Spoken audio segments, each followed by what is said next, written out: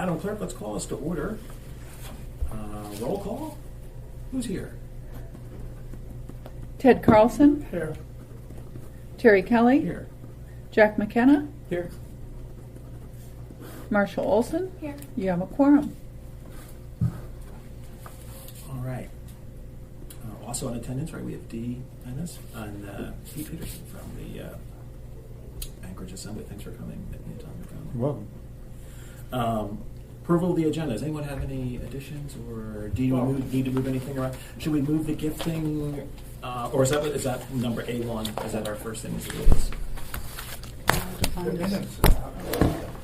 There wasn't a meeting on June 6th, was there? I think we did. Well, I'm afraid. Yeah, we had a meeting. Don't you remember we debated about? We voted to make you the person who's going to write all the opinions for the rest of the year. There's the April one. And it's behind the April one. So there's 2 pages in, and then there's the April minutes. It's still in the same, it wasn't separated for me. Oh, I see. Oh, I see. Yes, okay. Any additions or edits to the agenda? Do we want Here to, we go. I'm still finding the agenda. is this where you want to deal with the new requests that came in, or would we just do that as we get later on? Oh yeah. Why don't we we'll just move those when we get to them. Okay. All right. I'll move to approve the agenda. Well, can I make a suggestion? Sure. Just that because Pete is here, perhaps we could move up to the front the discussion from the it's 6B, New Business Assembly Ethics and Elections Committee. That's what he's interested in. Very good. Yeah. Let's move that to. We'll move that to A1. Make that our first thing. I'll second that motion. Okay. Any other? Jack, you actually moved I to will withdraw approve my- the agenda. Can I agenda. withdraw my motion and then second Terry's? And is Terry's motion to approve the agenda with the change? Yes. Yes. Terry's motion is to move the agenda with a change, and Jack has seconded. That's Why don't I actually fine. move to split the motion?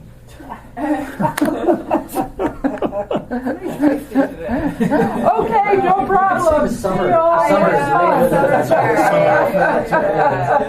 No classes right now. That's right, just Every submitted summer's grades the over. other day. Yeah, Terry will be doing your minutes for next month. Any objections to that? All right, hearing no objections, the modified agenda is approved. Let's take a look at the minutes from April 4th, and especially the minutes from June 6th, where we gave Ted all of that work he's going to be doing this fall.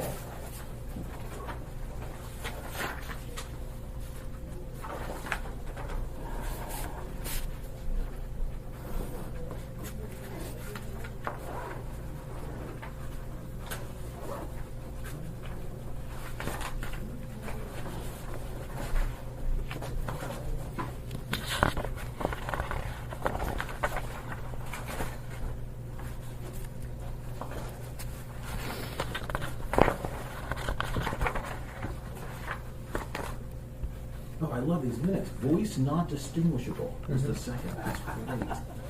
If I remember right, there were a couple of us this summer. Multi-second. Does anyone have any additions or edits to the minutes from these meetings? Nope. All right, all those in favor of approving the minutes, say aye. Aye. Opposed, no. All right, minutes pass.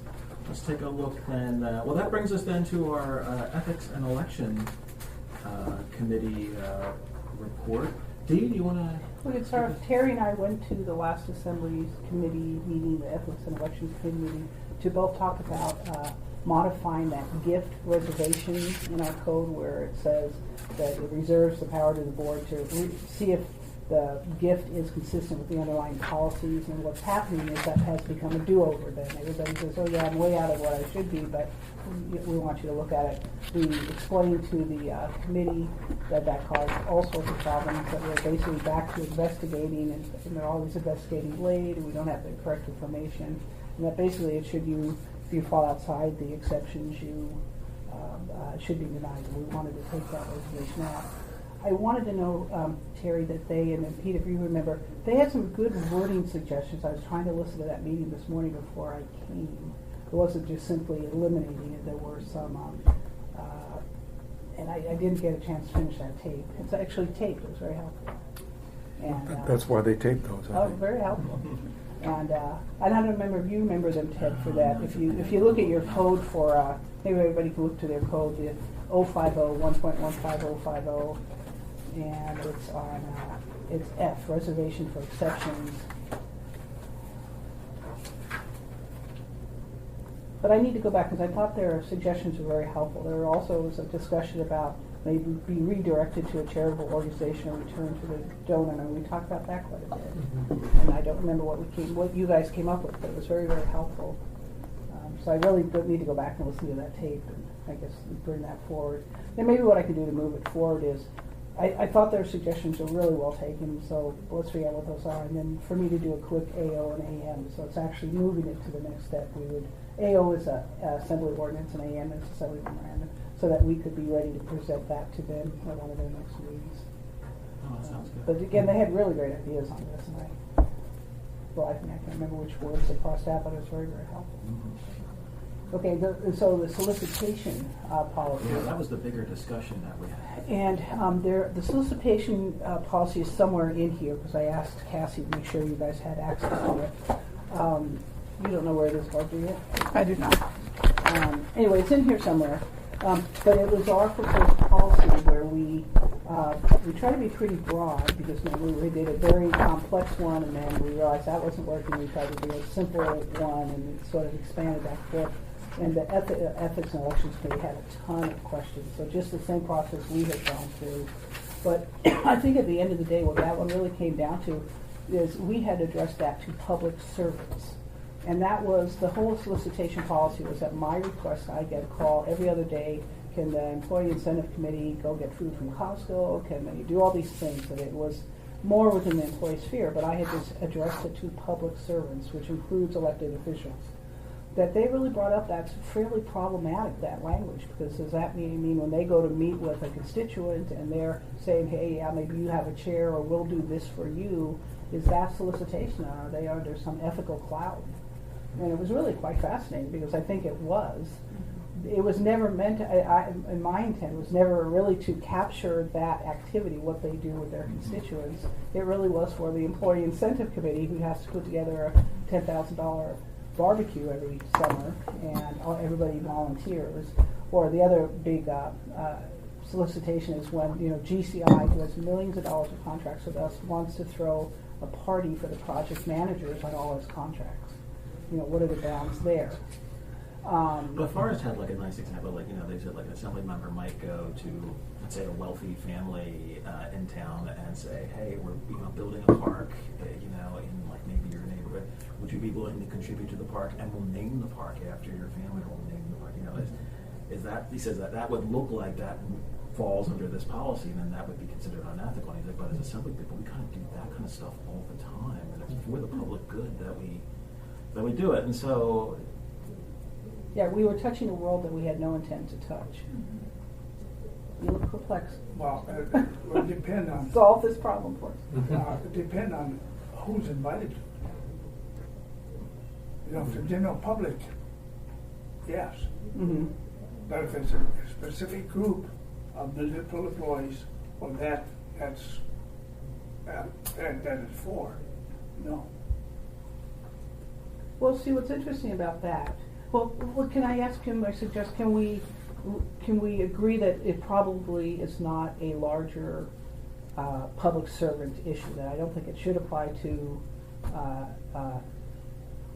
elected officials. And by the way, if it becomes more of an employee thing, then it doesn't have to necessarily go in the code. It could just simply be a P&P. We have policies and procedures where we can be very elaborate. And I think that anything involving elected officials would fall under the code anyway, if they're doing it for their personal benefit. Because it seems like everything else that they're doing is for the benefit of the city, and that's their job. So yeah, I agree with you. It does seem like those are separate. Okay, so if we can agree on that, so then... Well, I still have concerns about, or one of the reasons that we were concerned about this was the potential use of coercion, right? And then so I still have concerns about that. I mean, so we can take Forrest's example and just change some of the details. Right now, it's not a wealthy family; it's a company that has a major contract renewal coming up with the city. assembly person goes to them and says, hey, and we need a new park built in this neighborhood. How about you pay for the park and we renew your contract? Is that wrong?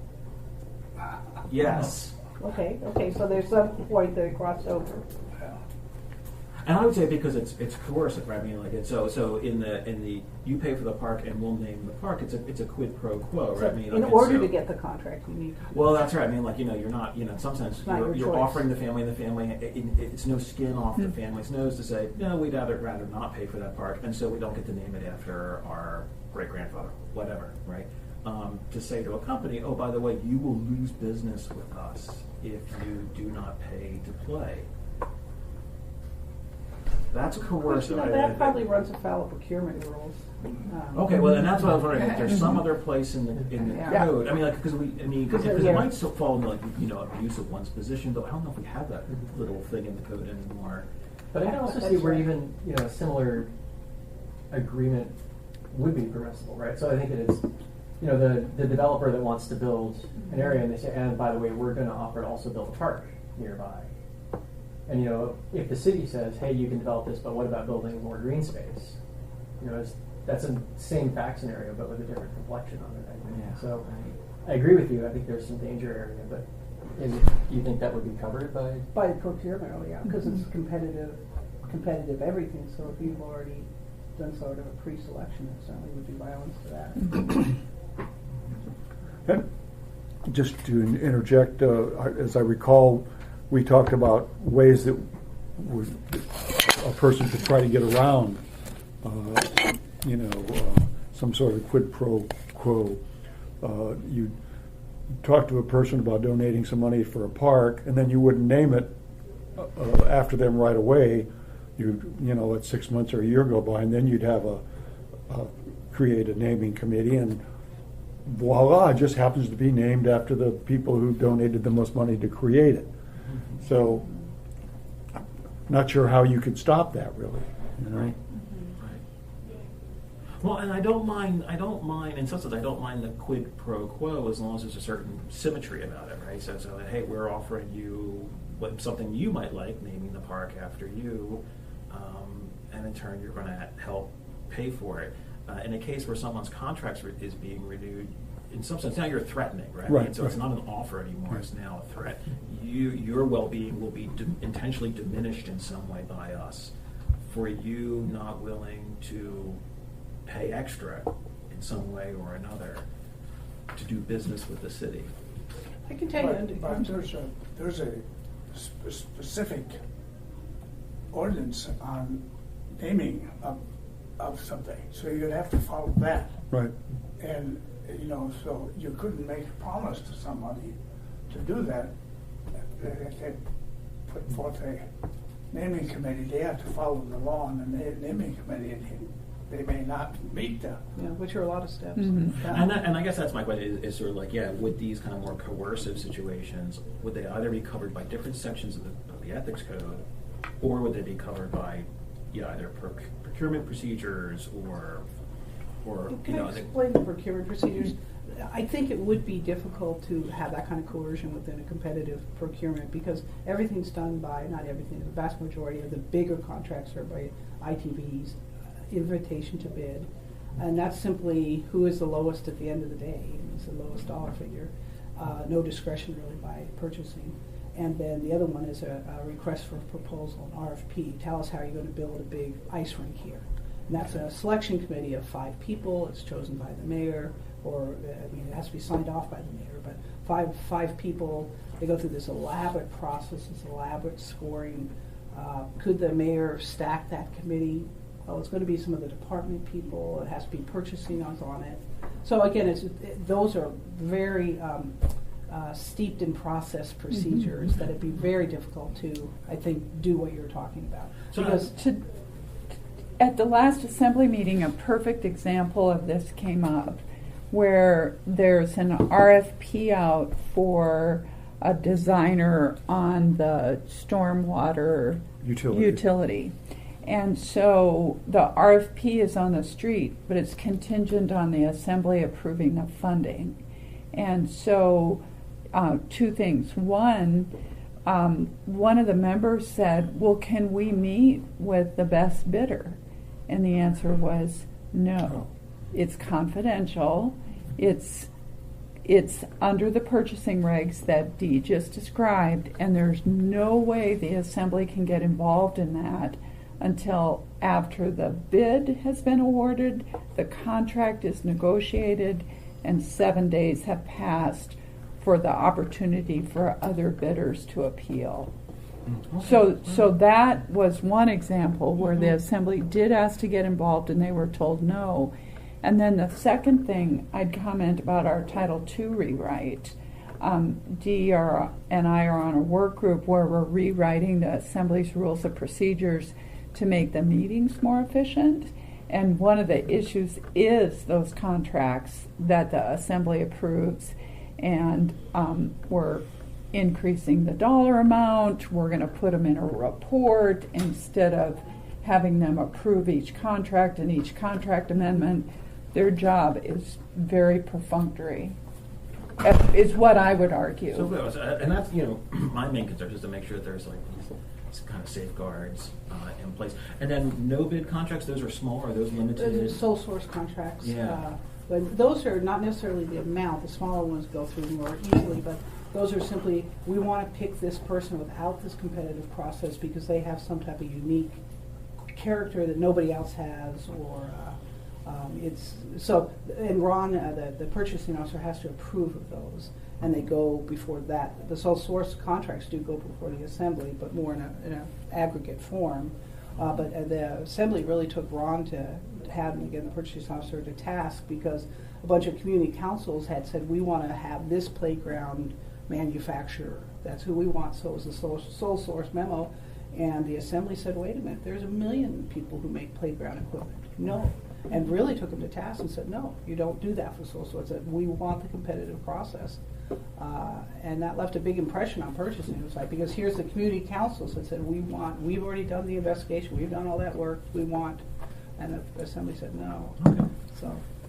Well, I think, yeah, if those kinds of safeguards are in place, then I'm comfortable I in think they are. leaving out sort of elected officials Mhm. from other public servants in terms of how the solicitation works. But then, okay, so that puts us Okay. back then into the. Well, I think it's an employee. I don't think it's a boards and commission issue to begin with. Mhm. So it's really employees. So is it part of the code or is it just a P&P? And I guess we could get into a debate about that. For instance, that the picnic, is that like that was interesting to me. You said, well, wait a minute, and it really, you're doing it at a public field, so if other people wander in, they can come in, but it really is directed at employees and their families and their guests. So a public wouldn't be excluded, but it's certainly not targeted. And is that wrong? Can't companies have? It's consistent with the mission, the employee morale. Is that really? I'm not quite. I'm sure I'm as strongly on that issue as you are, Ted. Certainly, the optics of it is bad, right? Because I think It's citizens. an employee picnic. I don't know why that is bad optics. Well, if a citizen sees, let's say, GCI sponsoring city events, then it certainly presents the appearance that, Oh, I see what you're saying. that the Okay. city, you've got city, you've got lots of you've got the municipality, taxpayer money, lots of contracts. Oh, and then here's the beneficiary of the contract, this company, in turn, washing each other's hands, right? So in turn, giving back to the city. Okay, which is some of what we were trying to get to, Right. that Yeah, I think that was solicitation the policy, yeah. Okay, well, so maybe it could be a code thing. The problem with the P&P is it can be changed by every administration. It's very, the benefit and problems with P&Ps is they are easily modifiable versus code. But if you think that's enough of an ethical issue for employees, then maybe it should be in the code. And maybe similar to what we already have. Maybe we come back now to the Ethics and Elections Committee and say, hey, we actually agree with you that it probably was never intended to and has too many unintended consequences to apply to elected officials, but we still think it's merits employees, and here's 2 examples. That the picnic is perfect, and or GCI giving a party for all its project managers. I think those are very distinct. The city did that picnic. Whether Costco donated some food or something, that's a different issue. Maybe Alaska Airlines donates a door prize, but they have a whole department that does charitable contributions. Versus it's GCI doing a party that's really aimed only at project managers for contracts that they have. They're multi-million dollars of contracts with the city. So that would be my suggestion. We bring back the solicitation policy to ethics and election, but just to employees. I think that sounds good. I couldn't find it. Is it in here somewhere? I don't know the answer to that. I can go ask Okay. Cassie. She had said something about the cart too. Could it be here? Oh. 'Cause I asked her, she said, well, it's on the cart.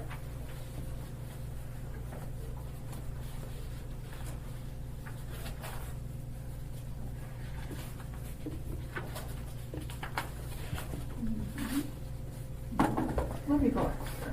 If you want to see that.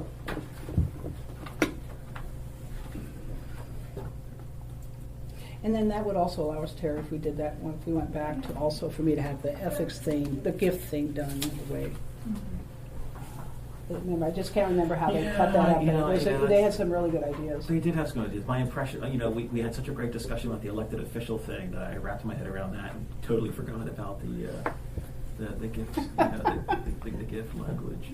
Yeah, that hour went by pretty quick. Did it? Yeah. It was a great discussion. I mean, aside from that philosophical tangent, but I mean, it's you and Forrest had like really, really good insights, and it is true. That's where it's like, I'm not an assembly person, and so it is. So it's good. That's why it's good to get that insight, saying like, hey, look, this is really what we do, and some of this stuff. Yeah, you can imagine some scenarios where it is unethical and nefarious, but a lot of the more everyday kind of scenarios for elected officials is soliciting contributions from citizens and companies to keep the city afloat, right? To keep it working, and in most cases, there's nothing wrong with that. In fact, you'd probably be a kind of lousy assembly person if you weren't doing those kinds of things. So.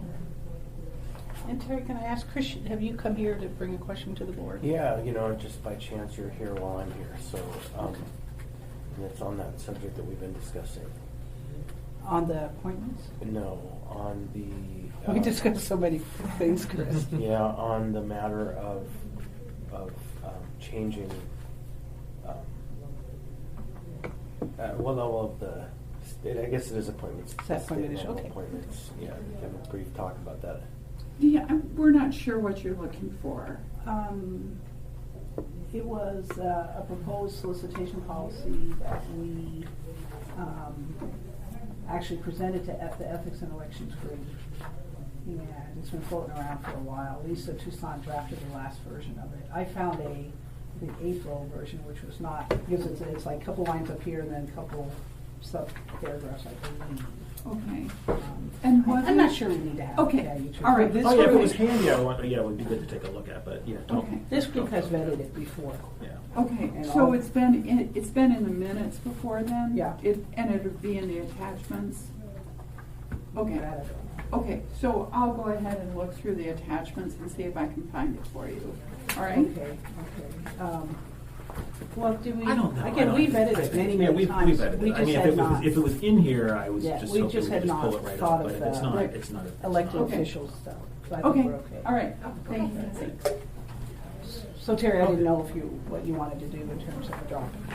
Can I drop in for a minute? Absolutely. Let's just officially wrap up this discussion. So is everyone comfortable with these conclusions then? The idea is so that for that disclosure policy, we will carve out elected officials and boards and commissions and say that it only applies to municipal employees. Keep the substance of that policy, take it back to the Ethics and Election Committee and see what they think about it. And at that point, depending on that feedback, bring it back here and start prepping it up maybe as a code edition, huh? Mm-hmm. Everyone comfortable with that? Yes. Okay. Sounds All right. good. All right, we'll do that. All right. Well, I'll leave and let. Pete, thank you very much. Pete, yeah, thank you so much for making the time. Appreciate You it. can stay.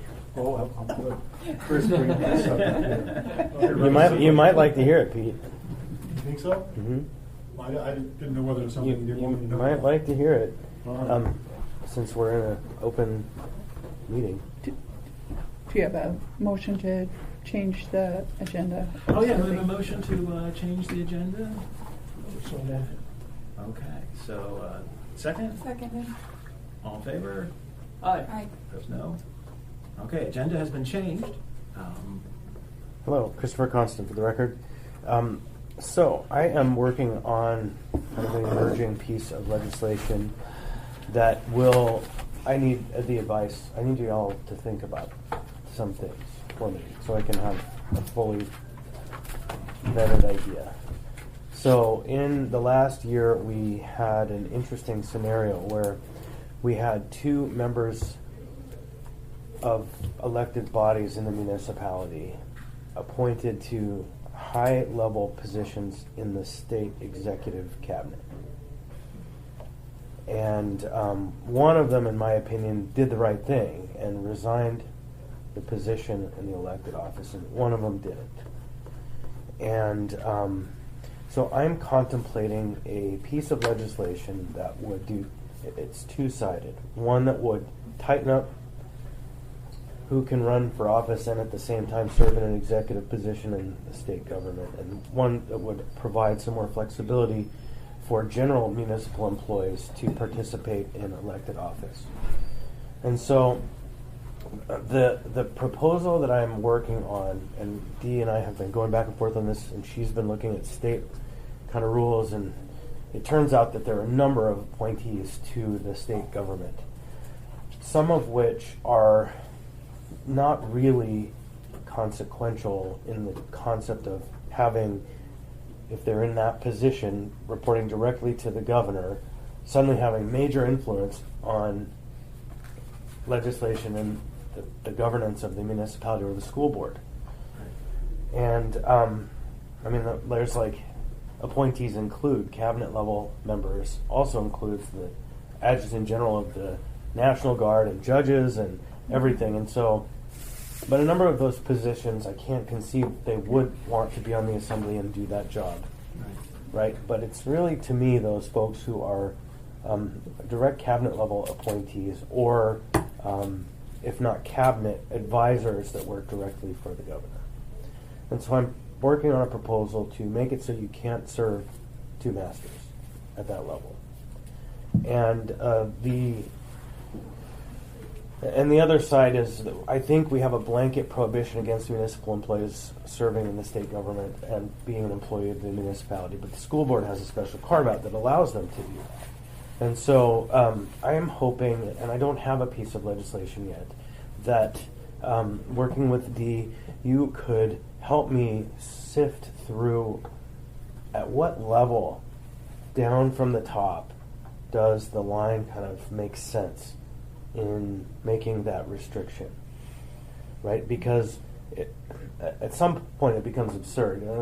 The governor doesn't influence them, though we did see in this recent appointment that they told every single executive employee that they had to resign and submit their letter. And so,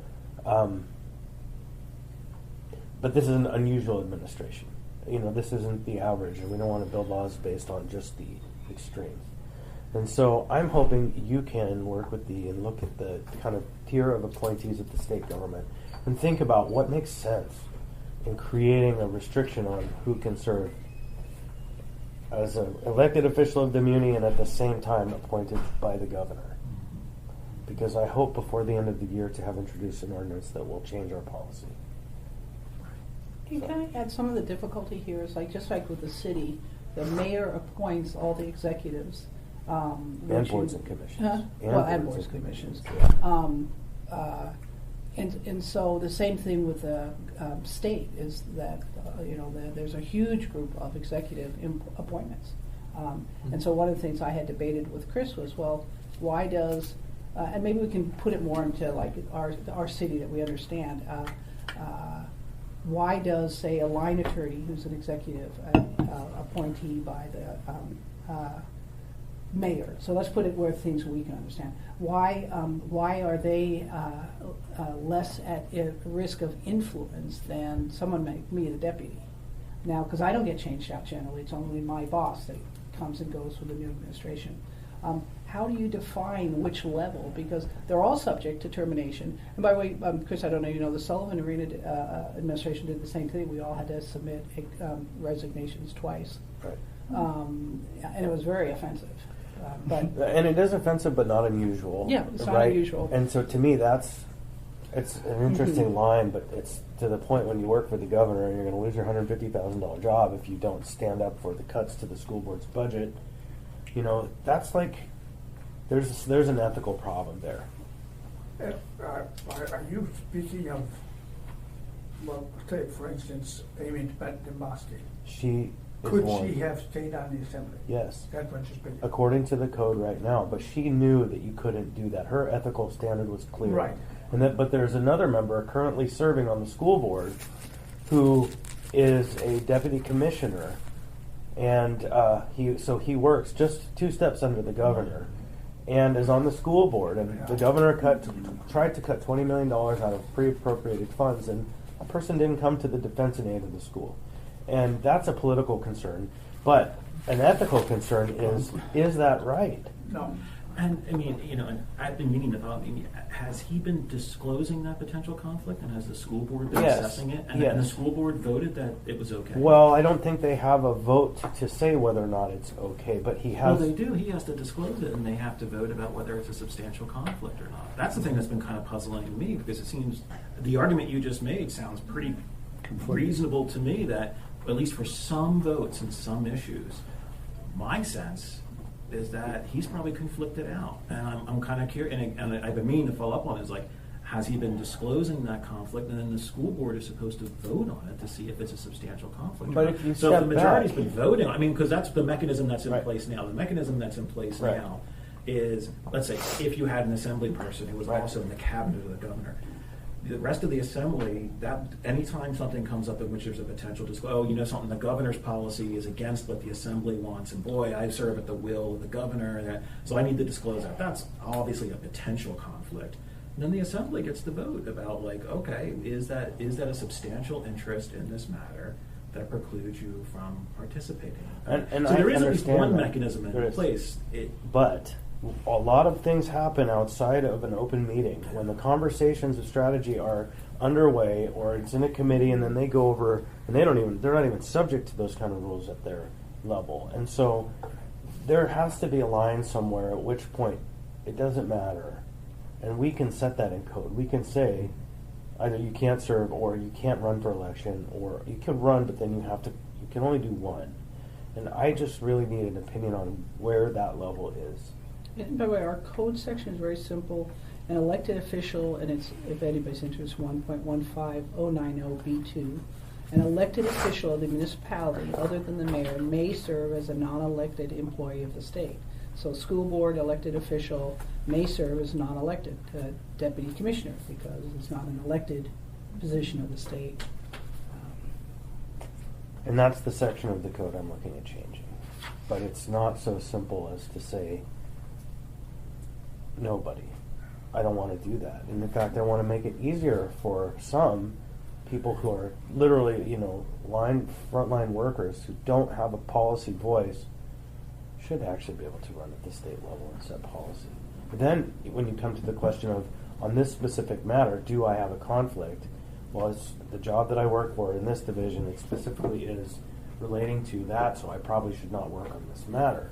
That's really clear, but when you're up at the, 17th floor and you're at the table when all these decisions are being made, it's super hard to divine out the specific issues. So I just need an opinion on where in the state tier it makes sense that To make that cut, to avoid right. the conflict.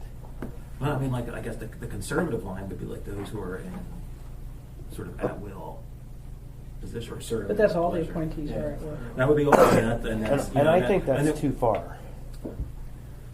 Through the chair, I think that there is, the one thing that is different at the state, though, is like supervisors, like Dee and I would be in that supervisors union.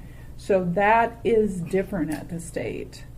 So I think they actually have civil servants who are salaried professionals, right? I don't know too much about that. A lot of them would not be unionized. Pete knows everything. Could you, I'm sorry, A Jen? lot of the people would not be unionized at the supervisor level.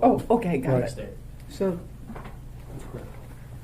And that could be one of the variables in consideration that would require some research. But I need help figuring out where the proper line is. I'm going to move forward with this, and it's hopefully going to be sooner than later because I don't want to get close to the election. I want this to be resolved long before we open the next contest. And so that's the timeline, and it's important to me. And the other side of the question, again, is important. You know, our school district employees can run for state office and serve, and I'm not sure under which wrinkle of the code that is, but that's state statute. is it a state law that allows that? And so Some carve out. I think an equal provision for our other employees who aren't executive or working for the assembly or are the assembly, I think is wise. So And I can look into that. That was some type of special carve out, so some type of special legislation. Dean knows. He Oh, does did a he? bunch of research Okay. on that, and it was on behalf of Gretchen Wemhoff. So, because she had that question, and she Oh, and I did a bunch too. But Maybe it was you with her. I don't know. Dean brought it to me. it So, was obscure. yeah. So that's it. Help, please. Help. And I think the question is, how do you set criteria for the two master thing? I mean, they're all subject to termination by the governor, every one of them. The The governor appointees. can certainly pull you aside. You're in a meeting, and you're actually a fairly low-level person. I think the difference would be, and what we have to look at, is a regular position with the state. You say you've applied and you've got selected but appointed position by the governor would make a difference. That would be the big difference. I tend to agree. There's those positions that either they create or they hand you, and then we want you here. Yeah. Right? That is very important. But on the impact side, I understand the question, and all those others could be subject to that. But I think what's important there is their ability to make policy. Right? It's actually their ability to set policy. It's not so much their ability to be influenced in the making of their work, their everyday work. Because most of those appointees, all the way down through the ranks, aren't policymakers. Right? The policy making happens only at certain levels. And it's having policymakers and policymakers representing kind of in both roles. That is where the problem is. Right? The implementer. I guess I wouldn't necessarily see it that way. It seems to me from the city's perspective, the problem is that you have people who would be policymakers for the city under the influence and control of an external That's where I entity, need your regardless opinion. as to why that is. Are they a policymaker or are they just a supervisor of a particular division in the state, not necessarily making policy, but indeed their $150,000 job, or they're just a $100,000 job here, is dependent upon the governor's goodwill Right. and the governor And so- willing to keep them around. And then that person's, let's say, is also on the assembly. Yeah, that's a nightmare situation. I'm happy for you guys to contemplate it however your journey takes you. And then come back to me with, this is what we believe. It is a hard If I cut, and could- that's go check. I'm If I sorry. could just ask, is part of the problem that you see that he was pointing out A and B, the difference between an employee and an elected official. Employees have this statement, they can't do it if the contemporaneous service or employment is incompatible or in conflict with the proper discharge of the employee's municipal duties. Is the problem essentially that language doesn't apply to elected officials, or is that a part of the problem? But I'm not really talking about elected officials, though. At the Anchorage, they're elected, but it's at the state, they're not elected. But that's what we have here. So it says that elected officials can be a non-elected employee of the state, but if we added the language, if the contemporaneous service or employment is incompatible or in conflict with the proper discharge of the elected official's municipal duties. Would adding that language start to get to the... I don't know if it would or not, but again, that's why I don't think that I want an answer right now. Okay. I think I want a thoughtful conversation and And maybe what I could do is, at some meeting, is bring some research. I had an intern do some research on this, and maybe you can find someone who knows more about state structure, because I don't, and bring it to some of the because I've been questioning with Chris, I said, I don't know how you would draw that line or where that line would be, whether that would, so maybe we could, sort of almost help in that effort. Literally, that's like the ethics board. These people can help us figure this out because it truly is an ethical question. Oh, no doubt. It Yeah. truly, the core of it is optics alone are terrible. And the perception of real- the conflict. And in many cases, I think it's more than perception. Right. Right? I mean, like there's real influence. I mean, there's just how could it not that you know your job is sort of on the line with every decision or every policy or every this. Mhm. And you just know that. And influence. so who even are you people, looking out for? even people of good heart. I mean, Yeah. people who are trying to have integrity. But in politics, perception is reality. Mhm. Yeah. And that's the bottom line. Through the chair, one of the things that you could do, I understand you don't want to get too specific, but in the whereases in the ordinance, which aren't, right, you could say whereas serving as X and serving as a school board member is incompatible with this. One, I don't want to make it too personal Oh. to that one person, even though that is why I am here. It's not because of him. It's because I sat next to someone who was facing the same decision, and she did the right thing. She saw that there's a conflict, that you can't square that circle, and the other one is like, no way. There's no conflict here. There's no problem. So if I could even frame it just around the person who made the right decision, that would be great, because really I thank God I didn't have to sit there and have this talk with the person sitting next to me on the die. Right. And so Well, and this will help too, the Department of Law. There are legal issues also associated, as whether there's sort of state preemption issues, like the fact that they have a carve out for the one little school board group, or do we have the flexibility in our code to add additional restrictions or open it up a little bit? I need to look into that a little bit. okay, please do. And time is of the essence. Yeah. Because again, a contest opens in January, and or is it February? For The April election. For the assembly? Yeah. Yes, January. And school board. And so this has to be resolved before then. So, because once the contest opens, then it's the next year. And so, Mr. Chair, may I make this a request for an advisory opinion from Mr. Constant That and would put be it on great. your That's agenda? much more. please, Okay. formal and really written out. And I'm glad you stayed.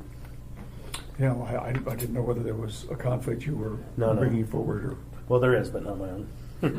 Nothing I'm ashamed to talk about, fearful, or in need of advice on for me. Yeah, that would really help in this particular case. Okay. The main thing you're concerned about is an appointed position. Yes. Who has, really, in my opinion, a very close report to the governor. Someone who's in the sphere of the governor. You're right, it can be, you can conceive of it happening Close. all the way down, every attorney in the Department of Law, if we haven't learned that now, everyone everywhere who had to send that letter in is under threat. And so, but somewhere between there is a rational line, and I'm not sure what the rational line is. And so, or reasonable, maybe not rational, reasonable line. And I want to be most reasonable about this. And to me, it's... Maybe it's a criteria thing. The ability to terminate might be one, but it by itself is not enough. And then, decision making, that we come up with some sort of criteria. Number of employees you supervise. Well, and that might not be, because there are a number of employees on the 14th or 18th floor that don't supervise anyone. Which is, okay, got They it. don't supervise a soul. All they do is sit around and contemplate how can we achieve our policy goals. Well, That's all they do. They serve at the pleasure of the governor. But that's everyone. That's a huge group. It's a huge. That's where I was like, And that's God, sort of the it's problem. It's sort of like at least there's a joint. Right? There's an in principle cut Right. that you could make, and then at least the theory applies to all of them. Right? I mean, all of them could, any one of them, could be singled out by the governor and let go for whatever reason, right? And so they all have that sort of like sword hanging over their head, even though they may be like, the governor doesn't even know who I am, they all potentially have it. So at least you have an in principle and sort of like logical cut. It's awfully broad. Yeah. but it's because the problem is after that, I don't see an obvious next cut. I see shades of gray Right. after that, where different people in different positions with different salaries and different prominence to the governor and this and that. So maybe it is something along the lines of some criteria like we have for conflicts of interest, like the financial, private, but more of a, what's the conflict of interest between the two areas of service? Yeah, And Use it that as a model. could be a difference between someone who's made a career as a state employee and worked their way up versus someone who was a recent appointee. That's interesting.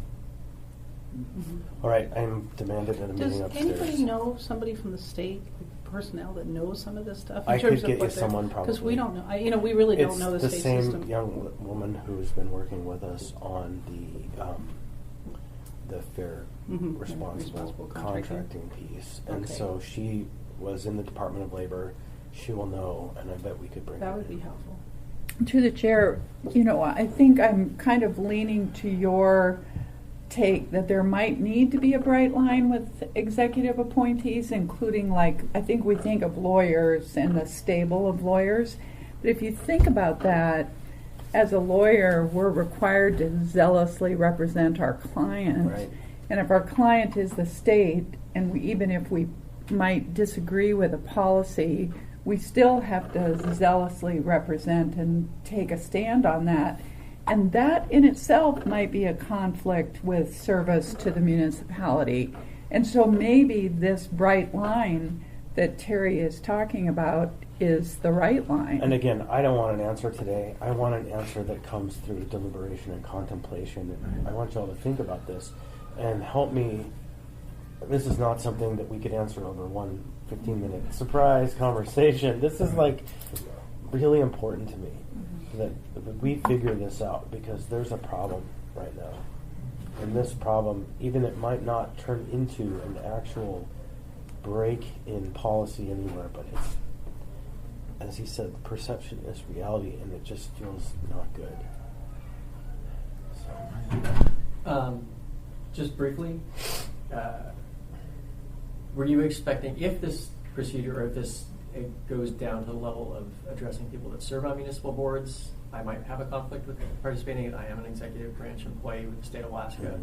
No. I'm serving on the board here, so I just want to bring it to the board's It just attention and shows you make how sure that extensive. it and goes down to that level. I we would really recuse myself. not the municipal commissions or boards. We've already talked about that, and no, it's really just the elected positions here. Because in the end, all of our boards and commissions, except maybe rarely a couple of them, are advisory only, and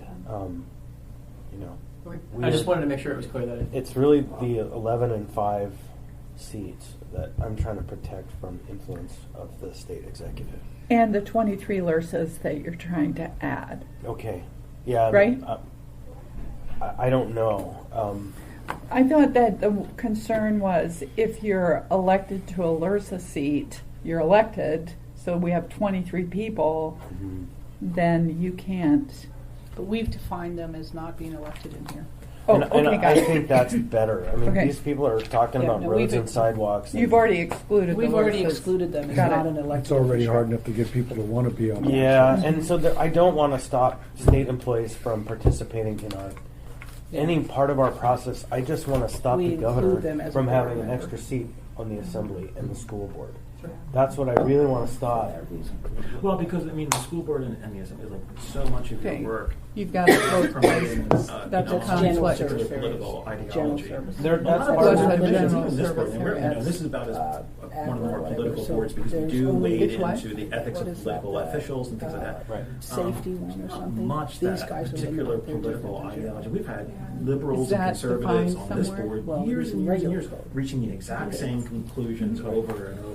I just don't think It is. this is the boards and commissions are particularly ideological in the way that elected government is, right? I mean, elected government, you've been elected because you represent a particular set of political values, and it's sort of your job to promote them. And we really do want citizens electing those people here, not the governor or something. Right, and I would say the local level, the political stuff is less.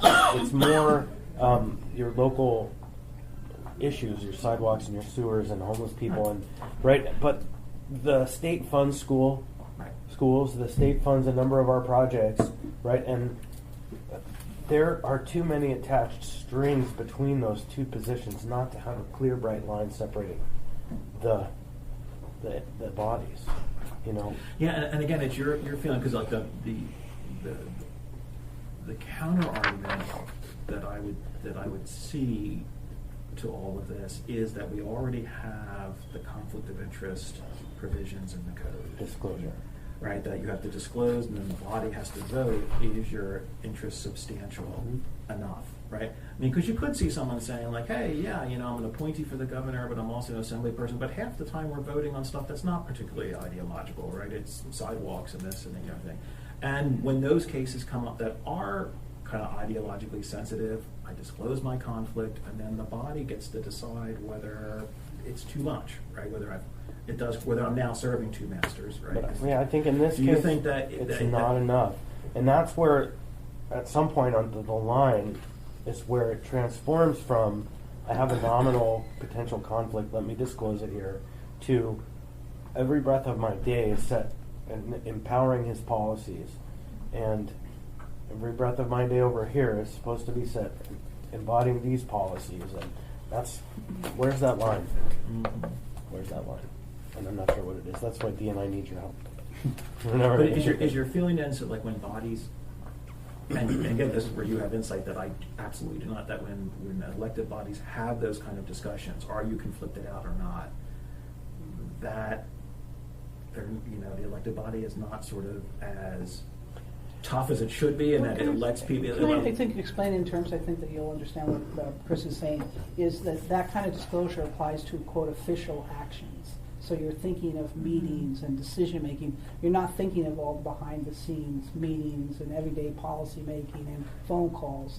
So I think we sort of restrict disclosure and conflict of interest rules to official actions, which there's a huge world besides official And actions. if you're on planning and zoning, they ask you, what are your ex parte contacts for this matter? But our hearings aren't always adjudicatory, so we don't have those.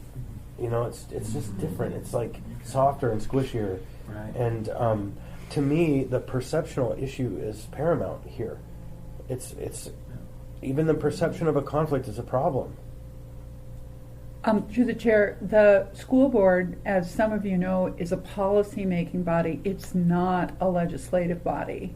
And so those conflicts like Dee and Chris are talking about, those opportunities for disclosure and recusal are much rarer because they're policy-making. Oh, interesting. Mm-hmm. So policy making is not considered official action? Because I don't understand. If they adopt a policy, Uh-huh. but most of the time they're not.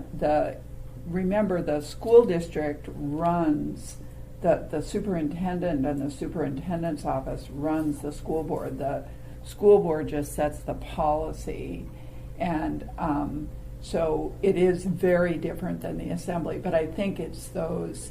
If they're voting on a policy, yeah, there could be. If they're voting on their budget, then those are official actions that could. But I do think what I'm saying is I agree with both of you. It is squishier for that reason. Yep. And somewhere That's it's good. like That's two helpful, squishy yeah. targets. There's like, then right in the middle is going to be the spot that I'm aiming for. I just need guidance how to get there. Well, I like that. I mean, that's a really helpful thing, because again, you're right. My analogy is too much to this board, right? Where it's sort of like, oh, a specific issue comes up. Jack just said, oh, if we start talking about boards and commissions, I'll have a conflict because you'll be talking about me. Oh, we talk about, is that a real conflict or not? And then we move on, right?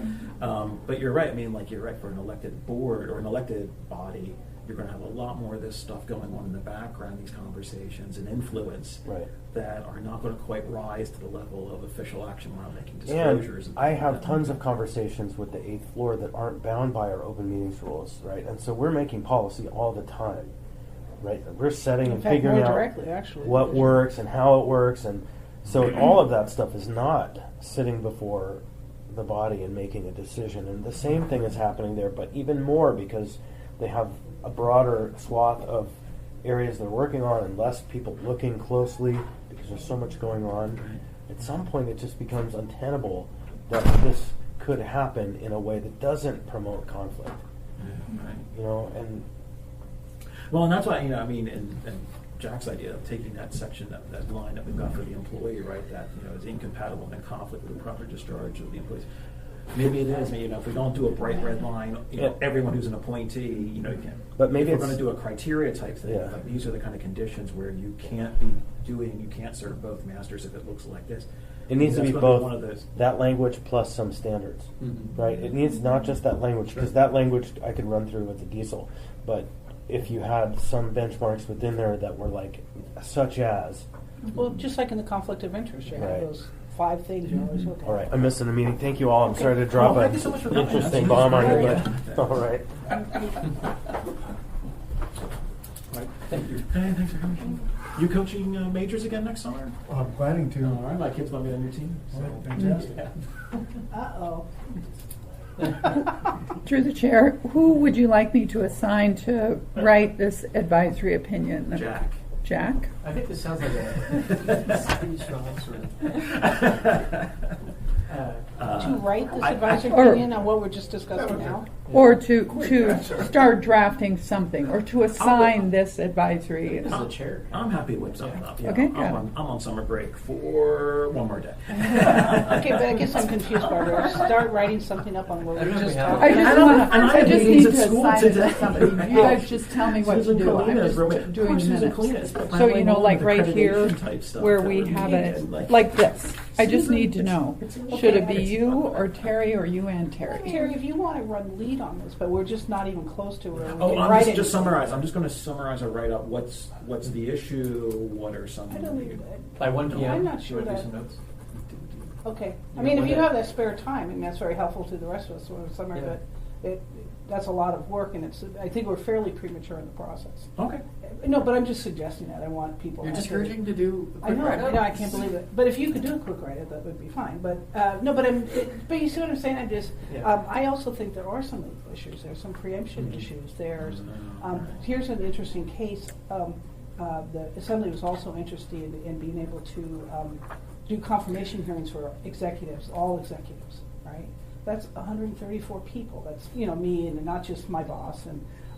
And there's a case, a Supreme Court case, at Alaska Supreme Court case, where the Supreme Court said that the Constitution says you can interview these people and confirm them, but if you go past that line, it's a separation of powers issue. So there's sort of these esoteric legal. yeah, So right. can board and commission of this assembly, can we put into code? Mhm. So there's some really sort of sticky legal issues, which okay. I try to avoid, Chris, if I'm near an elevator in a different way. But the other thing might be is, do we put this on for September? That would force me as a Department of Law to say, okay, let's go forth and do some research. I thought the first bit of research would. And again, it's not a bad idea, but when the state defines thousands of people as appointees, and their categories have nothing to do with any of this criteria. So maybe if you're interested, I mean, he's going to keep at it anyway. It would probably help me. Well, and I think like normally I would say it's like absurd to have mark out such a huge category as potentially conflicted, but the actions of this administration has really changed my attitude on that. Right? I mean, it really shows just how deep an administration might be willing to go in terms of everyone hand in resignation forms, even if it's going to create a sort of like tidal wave of resignation letters that we have to go through. It's pretty extensive, and one hopes that that's not going to be a continued practice of it, but it might not be. I mean, like Yeah, but we politics have is to do it, getting so- just increasingly. But is the board interested in facing this issue in September? What I would do is then marshal some legal research on, are there preemption issues? Are there separation of power issues? Or, it would be nice to get Chris to get me in contact with this person from the state. I don't know how much she really knows about stuff, other than she came from the Department of Labor. But to get some more information together so we can maybe help it to inform decision. Well, what do you think? Is it worth pursuing, or is the board sense that the Well, if we have a request for an advisory. Yeah, I think it's worth examining. It seems like an issue. Yeah. Okay. Well, Mr. Chair, I'll put down Ennis research then on this one, so that you won't be looking for a written opinion from anyone, okay? That sounds good. If you don't mind, Yeah. you could, because we might be precluded by state law in all sorts of ways we don't Yeah, but we realize don't right know now, yet, right? that, So there's yeah. not too much sense sort of Yeah. like devoting a lot of time to like thinking through a policy that might be illegal anyways. Yeah. Okay. Right. All right, good. Well, that was exciting. You always know when Chris comes, it's going to be a good one. Whenever he's loitering, go the other direction. Okay. I like the passion. I know, he has interesting ideas. Yeah. No, I'm Let's not try kidding. I like where that. we are. Oh, okay, yeah. So I guess let's go through. Forms. Yeah, the forms. If there's any- You know, the more advice reforms I can do.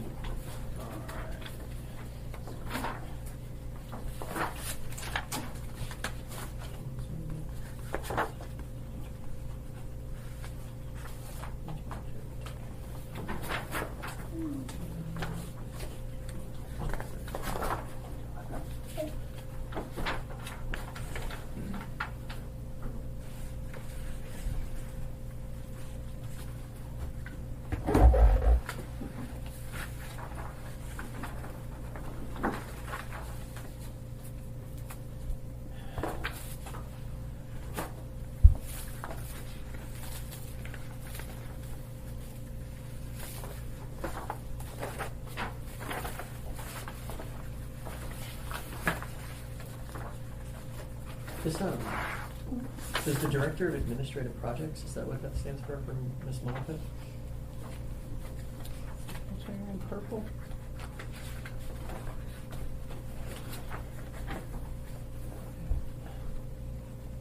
So this, I'm assuming administrative projects is completely separate from buying fresh beef for ASD, but, Sounds and good. I think the other writing is, said there's no influence of it, so that was the only one that I would have been. I agree, yeah. She's going Had all had sort of questions, into the but- sort of like executive kind of position, right? Yeah. But if those are completely separate, which he seems to be saying, then I'm fine with that. Todd Hess is gone, right? Yes. We have someone from the city who's moving over to ASD, and I explained to him that we really need ASD to appoint an ethics officer. And Todd Hess is now gone. I was just gonna say the same thing. Because, you know, we all trust Dave Whiting, so it works out in this procurement area, Mhm. but we need an ethics officer.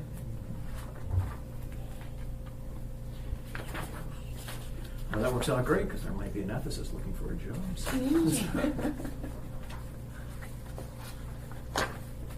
You might have more free time. Yeah, but you're mean about teachers and gifts. Right?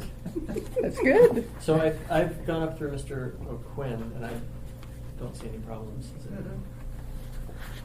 I move to approve at least, is that the whole consent agenda? Yeah, the consent agenda. Okay. Any second? Seconded. All those in favor? Aye. Aye. Those no? Okay, so those are all approved. Let's take a look at, what do we have now?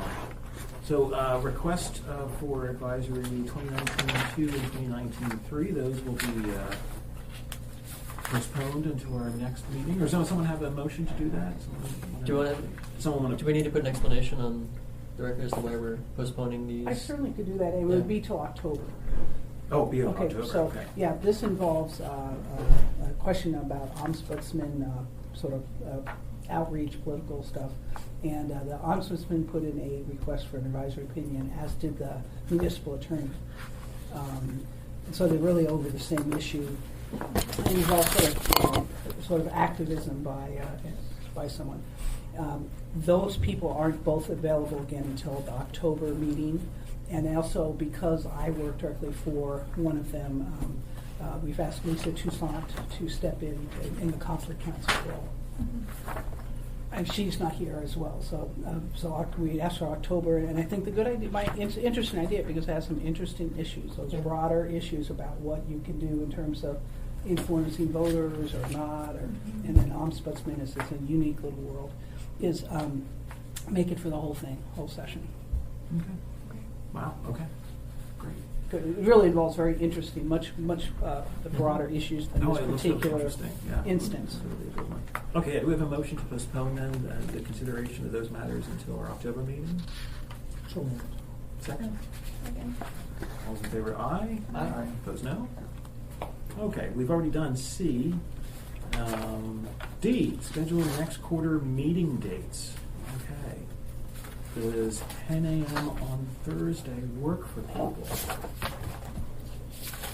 With this much advance notice, it works for me. So September 12th. October.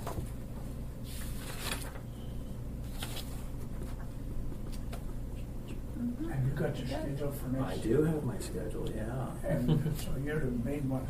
Yeah, you and. Yeah, that time. Does it work for you? is not. I will be out of state on November 14th, but the September and October dates work for me.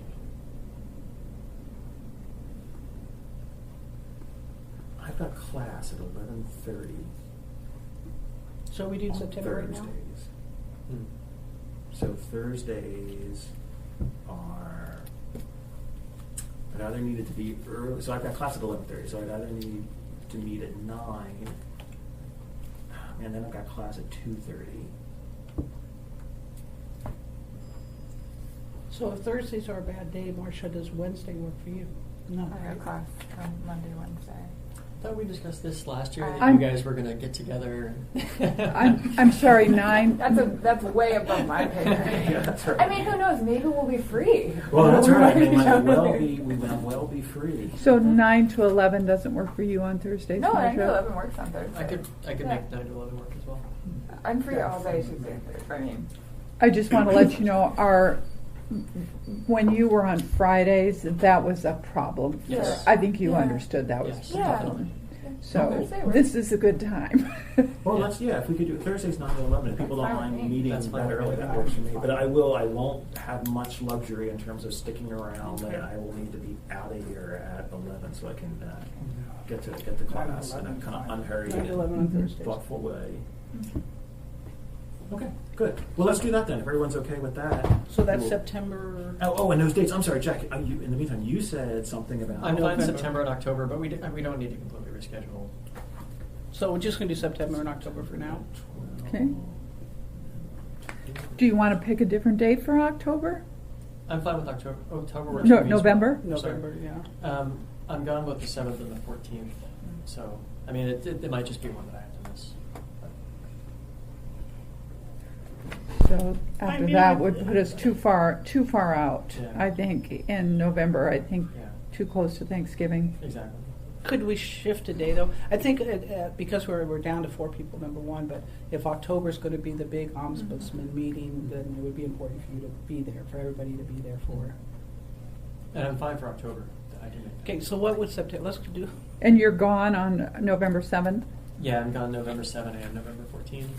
Do you I'm want November to, 6th if the Wednesday 6th? works, but it sounds like you have classes, and so yeah, what about Tuesday? Tuesday the 5th? Tuesday the 5th I could do. I've got the same schedule on Tuesday, so I could do it, but I'd have to do it at 9. Okay, so let's say that Tuesday,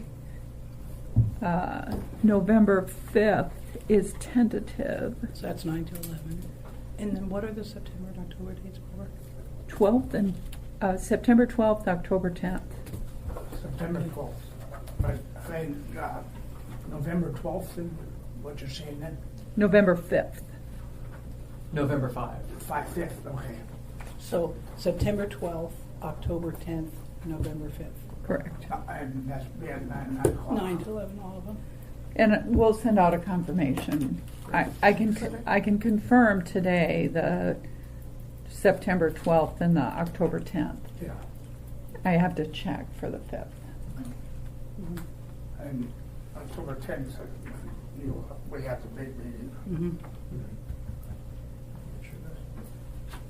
Keep that open.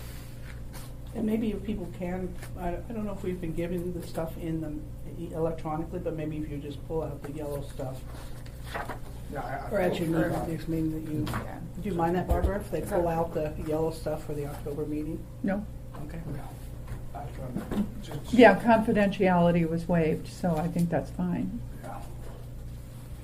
But again, and then we think September we're gonna do primarily the Chris's question, the state.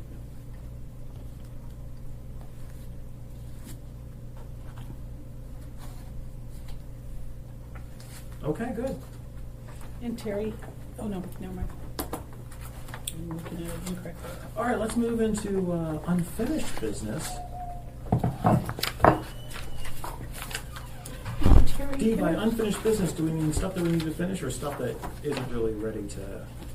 A little of Stuff both, that's but I wanted truly to check unfinished. the ethics complaint 2019-1, which was A. That was the one you wrote. So if you go backwards to the red, Oh, yeah. that was the one that you wrote. That was the people mover bus one. Oh, right. And you wrote it, and then I just put in this, and I really appreciate that, Terry, you wrote it right away. My suggested additions are in the blue, right there, right after the red. If people would take the time to write it, and I'll tell you why, Terry, but there's a debate there, so it may not be a good. And you need to, this is confidential, so let me know if you need to go into executive session. Is this still something? Oh, yeah, we probably should, huh? Need a motion to move into executive session? I'll move to go to executive session. Second? All in favor? Hi. Aye.